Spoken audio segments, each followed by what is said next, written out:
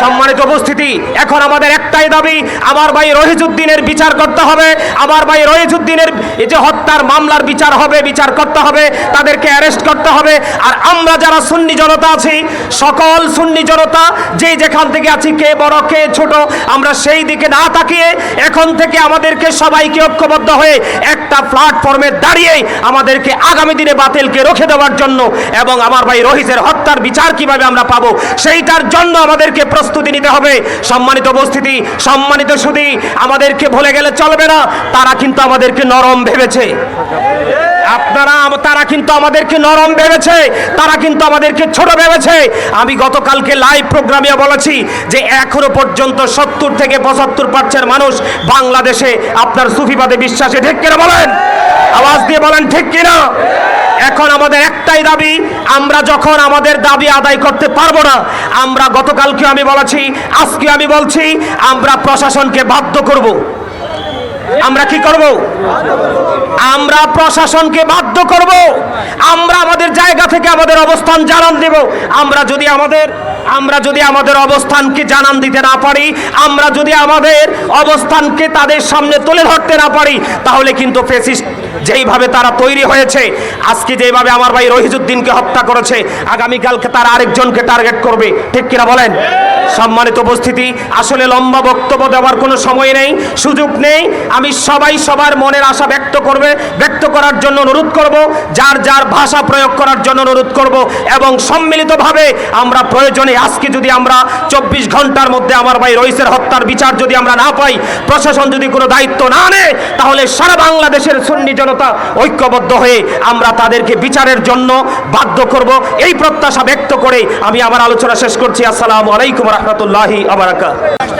আসলে আপনারা ইতিপূর্বে দেখেছেন, আমরা 26 তারিখে প্রোগ্রাম করার জন্য যখন সকল সুন্নি জনতা যখন ঐক্যবদ্ধ হয়েছিলাম, তখন তারাই বাতিল ফেরকা যারা, তারা আমাদের এই প্রোগ্রামটাকে বানচাল করার জন্য বিভিন্ন প্লেস তারা চেঞ্জ করেছে।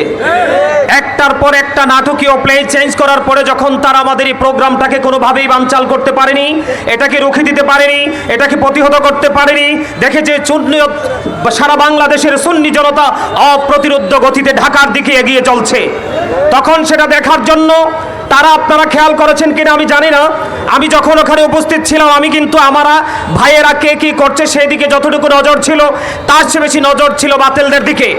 আপনারা খেয়াল করেছেন যা আমরা যখন প্রোগ্রাম করার জন্য যখন প্রস্তুতি নিয়েছি, আমাদেরকে কিন্তু আওয়ামী লীগের টেক লাগানো হয়েছে, আমাদেরকে তারা দমাতে পারেনি।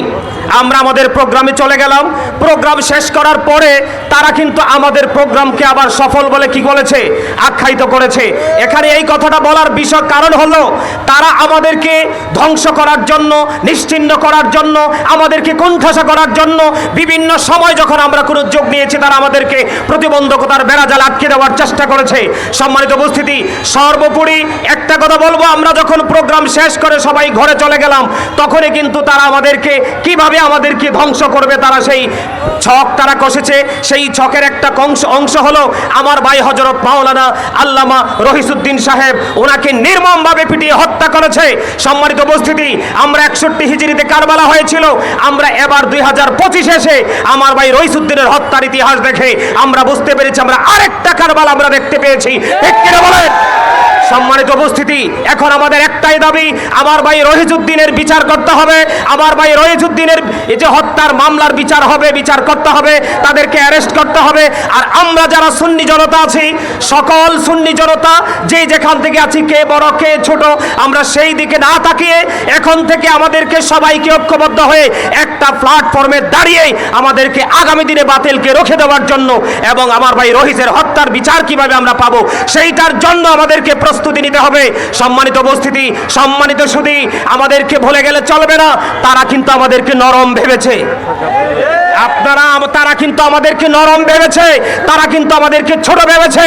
আমি গতকালকে লাইভ প্রোগ্রামে বলেছি যে এখনো পর্যন্ত 70 থেকে 75% মানুষ বাংলাদেশে আপনার সুফিবাদে বিশ্বাসে, ঠিক কিনা বলেন? আওয়াজ দিয়ে বলেন ঠিক কিনা।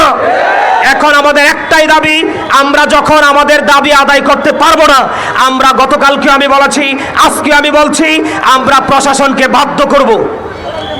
আমরা কি করব? আমরা প্রশাসনকে বাধ্য করব। আমরা থেকে আমাদের অবস্থান জানান দেব।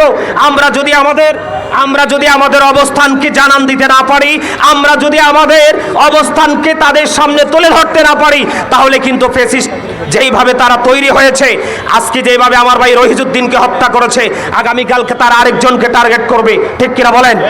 সম্মানিত উপস্থিতি, আসলে লম্বা বক্তব্য দেওয়ার কোনো সময় নেই, সুযোগ নেই।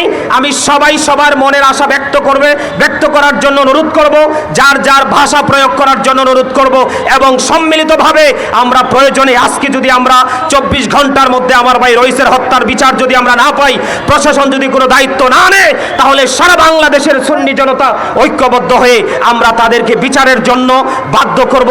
এই প্রত্যাশা ব্যক্ত করে আমি আমার আলোচনা শেষ করছি। আসসালামু আলাইকুম রহমতুল্লাহি ওয়া বারাকাতুহু।